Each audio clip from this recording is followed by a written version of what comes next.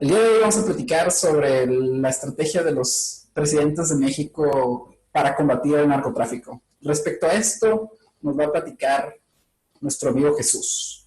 ¿Qué nos tienes que decir al respecto? ¿Quién inició la guerra contra el narcotráfico, Jesús? Hola, mucho gusto. La guerra contra el narcotráfico, por lo que podríamos decir el primer comandante en este encargo, fue el presidente Felipe Calderón, con una decisión de empezar la guerra justo después de tomar su mandato. Cuando él agarra la presidencia el 1 de diciembre del 2006, tarda 10 días absolutamente en empezar una operación militar dentro de sus tierras, en la que en Michoacán, que era un estado activamente que refleja como en un muestreo cómo es el narco en todo el país, permitió de alguna forma militarizar primero en ese estado y al 1 de enero del 2007 ya tener militarizado todo el país. ¿Y con qué propósito hizo eso? ¿Cuál era su objetivo? En parte su objetivo, dice, siempre fue combatir las drogas. Eso es cuestionable. ¿Por qué?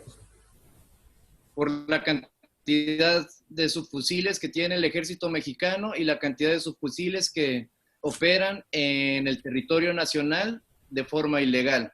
No puedes ganar con 8 millones de fusiles contra 50 millones de fusiles. Hay 50 millones de fusiles en México. No, en el mundo. Ok, ¿y por qué importa cuántos fusiles hay en todo el mundo y cuántos hay en México? Porque unos tienen acceso al ejército mexicano comprándoselo a compañías americanas y a otros tienen acceso a compañías del bloque izquierdista como lo era la URSS, China, Pakistán, Afganistán, India, que también fabrican otro tipo de arsenal que es el que adquieren más los narcos. En países tercermundistas se vende a un precio muy barato, de tal forma que esos países están a lo mejor gastando más en producción con inversión negra de alguna forma de tener garantizada una guerra perpetua. Yo no le veo objeto de fin mientras ellos tengan acceso a armas mucho más baratas que la forma de producción a la que existe. ¿Qué se ha logrado con esta guerra? ¿Ha habido algún avance, algún progreso en alguna dirección? Yo creo que lo que se ha logrado es la fragmentación de los grupos criminales. Dentro de las cárceles municipales, muchos de los penales de este país pertenecen al cártel de la región. Y si en un estado habitan 8 o 6 cárteles, entonces las cárceles municipales son verdaderos territorios codificados, como mapeos dentro de ellos. Los administradores de las cárceles tienen que escoger a los reos y ubicarlos en un lugar en específico, porque si no se pueden pelear con reos de otro tipo de cártel y se hace una riña que ha dejado hasta 90 o 100 muertos dentro de una cárcel. A veces mueren más por la violencia dentro de las cárceles que afuera, cuando se piensa que hay mucha violencia afuera, que de por sí es demasiada. Y bueno, eh, Felipe Calderón inició la guerra y después llegó al poder Peña Nieto del PRI. ¿Hubo algún cambio en la estrategia de la administración de Peña Nieto para luchar contra el narcotráfico? Yo creo que el cambio está en una frase precisamente que son las instituciones. Peña Nieto y Andrés Manuel usan mucho una frase que es la infraestructura. Dicen que los narcos tienen infraestructura, pero si tú te pones a analizar lo que significa la palabra infraestructura, nosotros tenemos instituciones, tenemos policías, tenemos ejército, tenemos marina. Desde ahí están los cambios, en la creación de nuevas instituciones.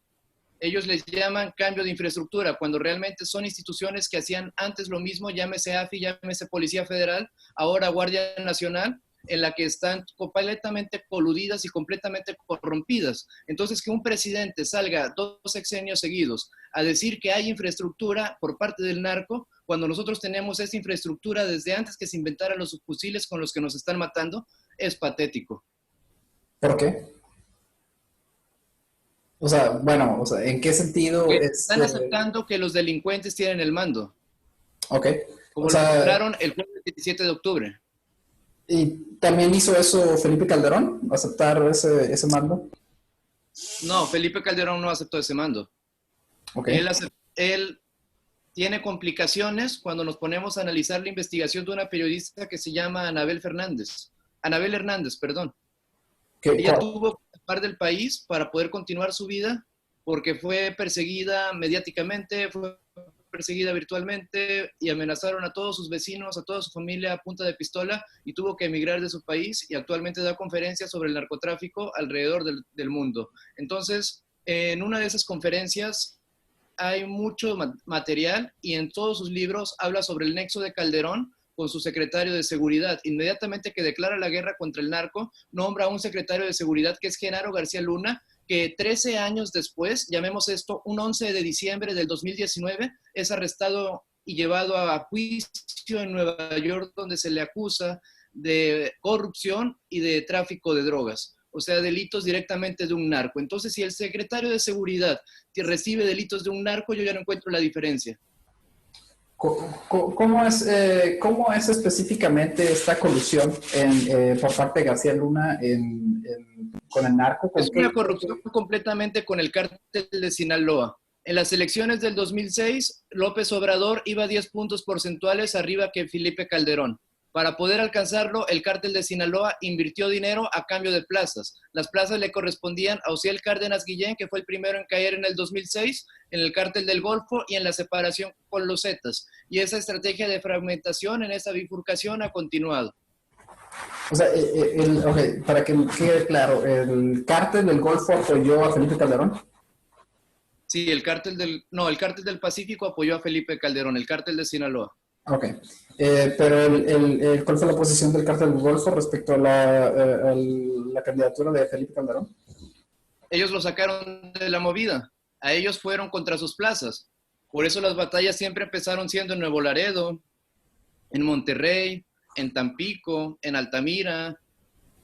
La masacre de San Fernando fue una de sus obras gracias a esta represión militar. Ellos estaban cansados de estar perdiendo gente. Detenían camiones y dentro de esos camiones que detenían reclutaban nuevos miembros a punta de pistola y nunca volvían a ver a su familia. Y así lo hacían con 100 o 200 personas que pasaban por la carretera de San Fernando cada noche para mantener una guerra injusta. ¿Por qué contra el cártel del Golfo? O sea, mencionas que el cártel de Sinaloa... Porque está la frontera. Ellos del lado izquierdo tienen a Tijuana, tienen a Sonora, tienen a Chihuahua, y el cártel del Golfo y los Zetas tenían toda la frontera del lado derecho. Históricamente, el lado derecho de Estados Unidos al sur, Nueva Orleans es una ciudad de abuso. Luisiana es una zona de abuso de drogas. Bueno, llevarlas cada vez más al norte, llevarlas al este, a Boston, a Nueva York, eleva 10 veces el precio de tenerlas en la frontera. Entonces ellos quieren controlar siempre el paso hacia arriba, siempre el paso hacia arriba. Si tienen cerrada una parte del paso, es donde ocurren las peleas y los cambios políticos cada sexenio. Bueno, en el 2006, Tijuana era controlado por el cártel de Tijuana, ¿no? El cártel de los Arellano Félix. Y de hecho fue uno de los incidentes. Sí, siempre peleado con el cártel del Pacífico. Sí. Pero el cártel del Pacífico lo que optó fue por monopolizar. Una vez que tienes al gobierno, no te quedas con eso. Puso de patitas a los colombianos y ahora cada vez que la mafia italiana quiere comprar cocaína, tiene que pedirle permiso al cártel de Sinaloa. El cártel de Sinaloa no solo compró esos, compró los meseros, compró los limpiadores de coches, compró a personas que solamente están sentadas en los parques observando. Tiene un sistema para que esto nunca acabe. Actualmente existen diversos cárteles en México, ¿no? O sea, el control del cártel de Sinaloa no es total, ¿no? O sea, no es total, pero es muy mayoritario. Y lo peor es que la gente en México no sabe ni siquiera quién lo dirige. Muchas personas piensan que la figura era el Chapo cuando detrás de él hay unos compadres como el Mayo Zambada y Jesús Zambada y unos hijos que tienen también un tráfico de drogas independiente nada más de su puro tráfico. Entonces yo pienso que en los próximos años el cártel del Pacífico va a evolucionar en muchos cárteles. Debido a toda la cultura que se está sintiendo por las canciones, por los corridos, donde cada vez sus compadres o sus hijos o sus esposas tienen una mayor espectacularidad en el medio mexicano, de tal forma que se están creando una imagen que tarde o temprano va a decir, yo tomo el mando de esa organización que ya está tan metida en el gobierno. El cártel de Sinaloa, como tú comentas, incrementó su poder, ¿no? ¿quién, y tú comentas que fue el Mayo Zambada, ¿qué implicación tuvo para el cártel de Sinaloa la detención del Chapo Guzmán? Mira, yo creo que el análisis se puede hacer desde la detención de esas dos personas que acabas de mencionar. La detención de un hijo del Mayo Zambada y la detención de un hijo del Chapo Guzmán. Cuando se detuvo primero al hijo del Mayo Zambada, al otro día hubo reunión binacional y al otro día reunión trilateral con México, con Estados Unidos y Canadá. Imagínate el tamaño de la situación. Al tercer día el muchacho era entregado. ¿A quién se lo entregó? ¿Y qué pasó después? El jueves 17 de octubre del 2019 en Sinaloa. ¿Qué pasó? Se capturó a Ovidio Guzmán, hijo del Chapo Guzmán. Tardaron horas en liberarlo.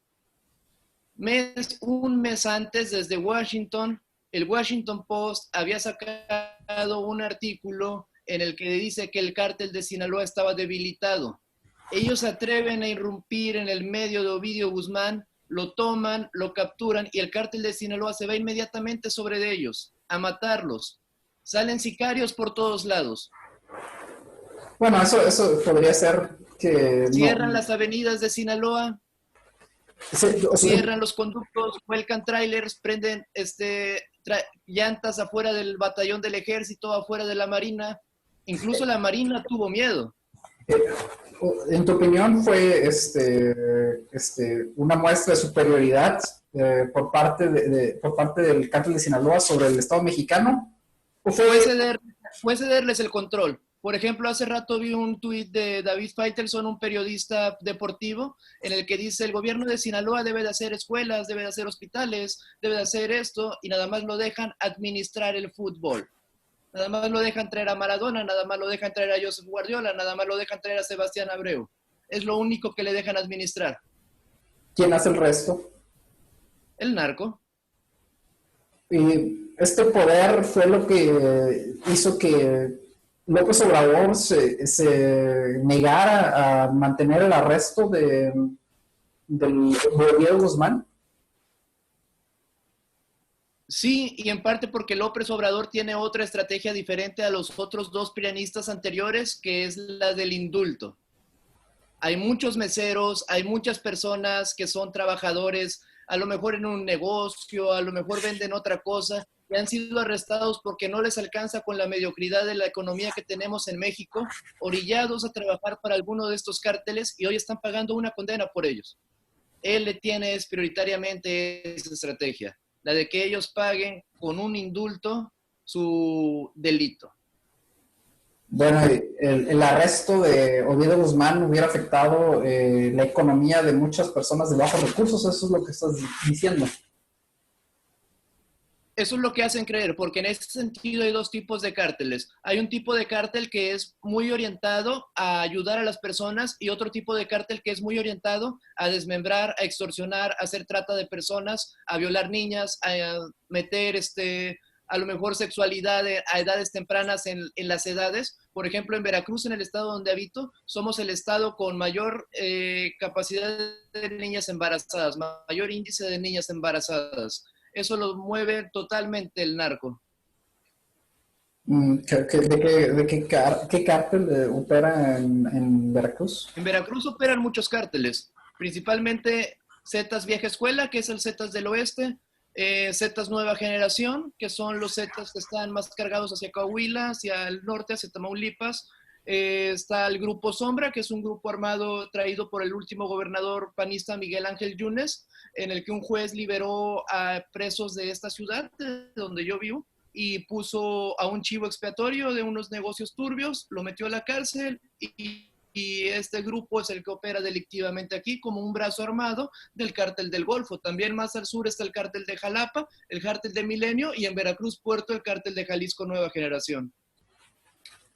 Bueno, esta diversidad de cárteles hace pensar que la dominación del cártel de Sinaloa no es tan dominante, pero tú mencionaste que ese pensamiento es equivocado. No, porque el cártel de Sinaloa ha sido debilitado y es lo que argumentaba el Washington Post por diversos sucesos. Uno de esos grandes sucesos es el secuestro del hijo del Mencho contra el secuestro de Ovidio Guzmán. Ovidio Guzmán se hizo famoso cuando lo secuestraron en un restaurante de Colima. Inmediatamente secuestran hora después al hijo del Mencho, y el Chapo y el Mencho, los dos líderes de los cárteles más prominentes de los últimos sexenios, tienen una conversación en la que él le dice: lo sueltas y te lo suelto. Y así sucedió. Y así sucedió. ¿Y existe alguna forma de detener la violencia en el país? Yo creo que la educación es el camino de detener la violencia en el país. Bueno, eso sería un camino, digamos, a largo plazo, ¿no? Largo, pero es el más efectivo. Y en el corto plazo no existe un método para disminuir la violencia, al menos de manera marginal. Sí, yo creo que atacando directamente las cuentas financieras de los cárteles. Bueno, es posible que detecten una transacción de más de 2,000 o 5,000 pesos y te cobren un impuesto de ICR y no detecten todo el flujo de dinero ilícito que produce vender toneladas al día. esa sería una pregunta que Eso sería una pregunta que a lo mejor expresidentes deberían responder. ¿Qué otra diferencia notas tú entre la estrategia de López Obrador y la estrategia de Felipe Calderón? Porque si nos fijamos en la tasa de homicidios ha ido en aumento desde el sexenio de Enrique Peña Nieto, y de hecho durante el sexenio de Peña Nieto hubo una ligera disminución de los homicidios. ¿A qué se debe esto? Al final del sexenio de Peña Nieto volvió a incrementar, y al principio del sexenio de López Obrador continuó aumentando la tasa de homicidios. ¿A qué se debe esto? Yo creo que es un pacto político. En tiempos de elecciones, los homicidios bajaron por el hecho de que querían ganar su voto. Bueno, ahorita ellos tenían que estar con ellos por las plazas. Es como te lo explicaba como matemáticos. Las plazas son palomares y los narcos son palomas. Y hay plazas donde sobran palomas. Hay más de una paloma por casilla. ¿Quién decide qué paloma se queda y cuál se va? El presidente en turno. Y, en tu opinión, ¿ha tomado ya el cártel de Sinaloa? El PG no quiere al cártel de Sinaloa. Lo están juzgando y lo están acabando. ¿López Obrador está acabando el cártel de Sinaloa? Los entregó a Estados Unidos. ¿Y por qué siguen operando? ¿Por qué se negó a detener a Ovidio Guzmán? ¿Y por qué no existen grandes operativos para combatir al cártel de Sinaloa? Porque no quieren. En el municipio de Badiraguato, donde vive la madre del Chapo Guzmán y todos sus familiares, solamente hay 60 comunidades, y entre las 60 comunidades hay 30,000 habitantes. Si quisieran, hoy mismo terminarían de catear. No quieren. ¿Por qué? Porque está comprado, está pactado. Ya se pactó el sexenio. Bueno, entonces estamos en una situación compleja. López Obrador no quiere el cártel de Sinaloa, pero por otro lado le tiene miedo. O está pactado. Y respecto a los otros cárteles, ¿tiene temor también López Obrador? ¿O existe un pacto? Yo creo que lo que López Obrador está haciendo es tender las condiciones militares y estratégicas para que en el caso de García Luna se dictamine que el ejército estadounidense entre, o una agencia de investigación de drogas estadounidenses entre, no solamente como operativos o como aliados. Es lo que sucede en todas las guerras. Las guerras normalmente dan el paso definitivo cuando se une un aliado, no cuando se está peleando en los términos iniciales. Es lo que creo que va a suceder.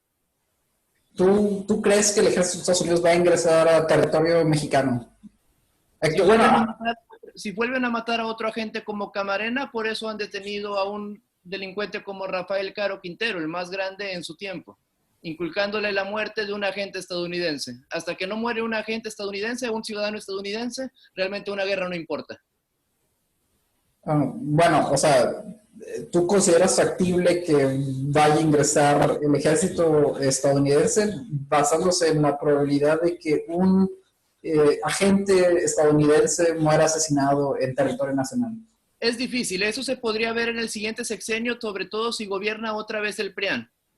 porque López Obrador atribuye mucho a la soberanía nacional, pero va a ser una estrategia de cambio y una propuesta segura si el PRI no retoma su poder inmediatamente, porque le van a tirar con todo. ¿Y qué exactamente buscaría el ejército de Estados Unidos al ingresar al territorio nacional? Los puntos de operación del cártel, los ¿Por qué? laboratorios, drones, ¿Por qué toda la tierra, todo el Triángulo Dorado, todo Michoacán, todo Oaxaca, todo Guerrero, drones. ¿Por qué querría el ejército de Estados Unidos acabar con el cártel, con los cárteles mexicanos? Otra vez, no quieren, porque son el principal país consumidor del mundo. Al Estados Unidos, ¿no? O sea, primero hablábamos... Estados Unidos. Sí, o sea, por una parte, Pues, era te das México. cuenta que puede definir la guerra, tampoco quiere terminarla. Entonces creó un plan Estados Unidos al 2030 para tener contenida la guerra. Vamos a estar en guerra hasta el 2030, al menos. ¿Para qué? O sea, ¿cuál es el propósito de mantener la Para guerra? seguir ganando con otros 2 sexenios. ¿Qué ganan? ¿Qué ganan con Es eso? un narcogobierno. ¿Pero El qué, narcogobierno gana. pero qué gana el gobierno de Estados Unidos con tener esta guerra perpetua? Tener a su pueblo con un soma, con una sustancia. O sea, el gobierno de Estados Unidos tiene el interés de mantener a la gente con un suministro alto de drogas. Exacto. Pese a esto, el gobierno nacional de Estados Unidos todavía mantiene, desde una perspectiva federal, la marihuana como una sustancia ilegal, ¿no? O sea, Porque esta es la que menos dinero le sacan. ok. ¿Y quién es quién obtiene dinero de estos productos? O sea, el gobierno de Estados Unidos se beneficia económicamente con el tráfico de heroína y de otros productos, cocaína. No directamente. Tendrían que ser los hospitales que atienden a esos adictos. O las cárceles. Por ejemplo, las cárceles cotizan por el número de reos. Porque en las cárceles de Estados Unidos casi todos son latinos, casi todos son negros. Cuando en realidad en los parques los que se ven moviendo casi siempre es un blanco. Y un policía del otro lado que lo deja operar. Dime si no quieren también. No lo sé. Dímelo tú. Ellos consumen también, supongo, ¿no? Exacto. Ok. Entonces, para aclarar las cosas, el gobierno de Estados Unidos tendría el poder para acabar con el narcotráfico en México. El gobierno de México también. Sí, pero no quieren. Esa es la conclusión, a mi parecer. Pero no quieren. Exacto. Aunque también por otro lado mencionaste que el número de armamentos es muy grande en el mundo como para combatirlo. O tal vez lo que te estás diciendo es que habrían que comprar más armas para poder realmente combatir a los cárteles. Sí, porque los cárteles compran armas albutadamente y si las están vendiendo en países de una producción muy barata, eso limita la guerra.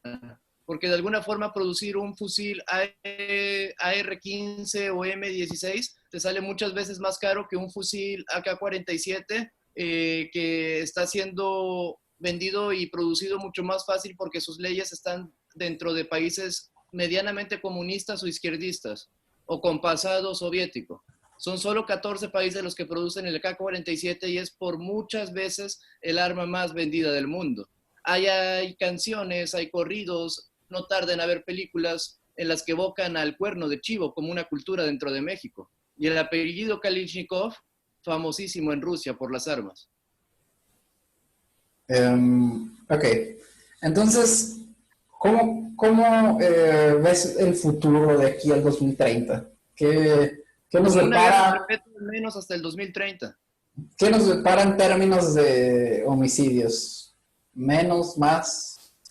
Lo puedes pensar como una curva, ¿no? ¿Ya se alcanzó el pico de esa curva o no? ¿Se alcanzó? No, obviamente sigue subiendo. La pregunta es si seguirá subiendo, ¿no? O sea, si vemos la estrategia actual de López Obrador no es de confrontar. Eso no sabemos, es difícil decir que su estrategia haya influido en el número de homicidios, dado que apenas ha estado en el poder ¿cuánto tiempo? Un año y 5 meses. Sí, un año y 5 meses. Y bueno, por otro lado, la estrategia de Felipe Calderón, si nos fijamos en la tasa de homicidios que había durante el sexenio de Vicente Fox, la tasa de homicidios era significativamente menor. Y durante el sexenio de Felipe Calderón hubo un incremento muy significativo. Sin embargo, al final de su sexenio hubo una disminución y que no llegó a los niveles de Vicente Fox, y desde entonces no hemos vuelto a llegar a esos niveles de homicidios. Sin embargo, hay un detalle que es importante señalar, algo que siempre Felipe Calderón mencionaba. En el 2006 hubo una ley que fue aprobada durante el gobierno de Bill Clinton en el que se prohibía la venta de armas automáticas, y esa ley fue derogada en el 2006 durante la administración de George Bush. Entonces, eso tuvo como consecuencia un aumento en el suministro de armas automáticas. En los últimos años ha ido en aumento una discusión y un debate sobre No creo que para esta guerra haya ninguna consecuencia por esta ley, porque el ejército mexicano compra directamente con el fabricante y el cártel compra directamente con el mercado negro. El cártel mexicano compra directamente con el mercado negro. Bueno, te podría preguntar, porque existen fuentes que mencionan que el 90%, de hecho esos son datos del gobierno mexicano, que Stratfor, una agencia de seguridad estadounidense, contradice, pero los datos del gobierno mexicano dicen que el 90% de las armas incautadas al cártel mexicano fueron compradas de manera legal en Estados Unidos. Y una agencia de seguridad de Estados Unidos contradice esta teoría y dice que es el 70%, ¿no? Estos números pueden ser no certeros, pero lo que nos indican estos datos es que Es que ¿cómo mides lo ilegal? ¿Cómo? ¿Cómo mides lo ilegal? ¿Cómo mides el volumen de compra ilegal? Es la misma estrategia que siguen los cárteles para operar con el gobierno. Entregan un cargamento de 1/10 de sus cargamentos diarios y los otros 9/10 entran. O sea, las armas que incautan, es a lo que yo me refiero, ¿no? O sea, las armas Sí. que incauta el gobierno a los narcos, no las que entran al país. Eso yo siento que es por nuestra zona geográfica. Al ser una guerra que se está pagando con sicarios que obtienen su primer arma por 2,000, 3,000, 5,000 pesos, necesitas armas baratas y traerlas de otra zona geográfica hace muy caro eso.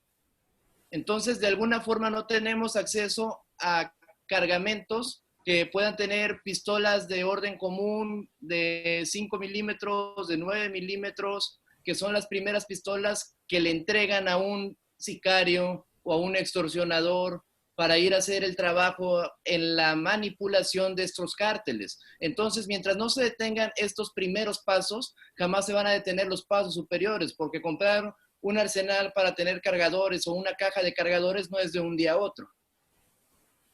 Ok. Bueno, entonces, o sea, solamente para concluir, ¿qué opinas tú? O sea, ¿qué es lo que encuentras algún punto positivo en la posición de López Obrador para combatir? Yo optaría por la legalización y por la educación de la gente. Ok. ¿La legalización de todas las drogas? Sí, de todas las drogas, como las boticas de 1900. Incluyendo heroína, cocaína y... Quizás cristal no. ¿En qué forma? Bueno, sí, la legalización en México, ¿no? Pero bueno, suponiendo que legaliza México las drogas, ok. Realmente el propósito de los cárteles es llevar la droga a Estados Unidos, ¿no? O sea, no conozco el porcentaje, pero ¿qué porcentaje de las ganancias de los cárteles de la venta de drogas es por la venta de drogas a dentro del territorio mexicano? Está muy bueno checar ese porcentaje porque la mayoría el porcentaje es cristal, heroína, cocaína, las 3 drogas fuertes. Fuera de esas 3 drogas fuertes, cualquier otra droga no le produce las mismas ganancias. Incluso hay videojuegos en los que te dejan estipular como si eres un dealer, llámese Grand Theft Auto, en el que te dicen que empiezas vendiendo primero drogas low cost, como marihuana o éxtasis o LSD, y después, si logras ciertas misiones, te dejan vender drogas más hard. Bueno, o sea, mi pregunta es, suponiendo que legalizamos las drogas, que se legalizan las drogas en México, ¿qué consecuencias tendría eso para los cárteles en México? Yo creo que tendrían que migrar su negocio.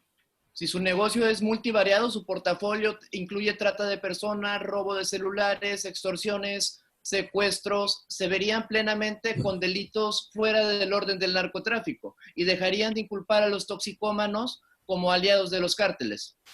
Bueno, para aclarar mi pregunta, suponiendo que en México se legalizan las drogas y en Estados Unidos no. Esa sería la situación hipotética en la que me gustaría saber. O sea, es algo distinto. Si incluso es diferente, ¿qué pasaría si México no legaliza las drogas, pero Estados Unidos sí? Por ejemplo. Esas serían situaciones. Podría haber un efecto de inmigración inverso. Por primera vez los drogadictos vendrían a México a adquirir droga más barata y regulada por un mercado de calidad, a esperar a estar muriendo por una dosis de 50 o 100 dólares mal administrada y mal revendida y mal cortada, en un parque frío, en una tarde lluviosa. Ok. Entonces, ¿habría algo que te gustaría agregar para concluir? Por el momento pienso que ellos tampoco quieren terminar de legalizar las drogas, refiriéndome al país del norte, en el sentido en el que solamente la han legalizado la marihuana y en estados que no son colindantes más que los del oeste. ¿Por qué? Porque quieren que haya otra vez flujo, otra vez viajes, otra vez gente que atraviese de costa a costa y gaste dinero, no ahorre. Eso es lo que concluye. Que gaste dinero en drogas. En turismo en drogas. Ok, muy bien. Pues muchas gracias. Hasta luego.